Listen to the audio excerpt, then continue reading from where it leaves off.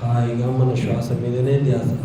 పితామా పత్రిజీ దివ్య ఆశీస్సులతో మనమందరం కూడా ఇక్కడ ఈరోజు శ్రీ రామచంద్రరావు గారి అమృత మహోత్సవానికి హాజరయ్యి మరి మనము ధ్యానాన్ని, జ్ఞానాన్ని, మన అనుభవాలను ఈరోజు పంచుకుంటూ మరి అందరి యొక్క ఆత్మోద్ధరణ కొరకు ధ్యానం మరియు ధ్యాన ప్రచారం మనం అందరికీ అందించాలని, మరి మనస వాచ కర్మన మన కుటుంబాలన్నీ కూడా ఎన్ని సమస్యలు ఉన్నా ధ్యానమే సర్వ సమస్య పరిష్కారిణి, ధ్యానమే సకల భోగకారిణి, సత్యజ్ఞాన ప్రసాదిని, శరణం ఏవం. అంటే ధ్యానానికి మనం శరణం కావాలి.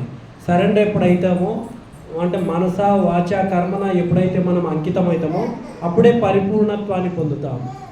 ఆత్మ అనేది వికసించి పరమాత్మగా మారుతాం, పరమాత్మ వికసించి పూర్ణాత్మగా మారుతాం, పూర్ణాత్మ వికసించినప్పుడు సంపూర్ణ ఆత్మగా మారుతాం. సంపూర్ణ ఆత్మగా ఎప్పుడైతే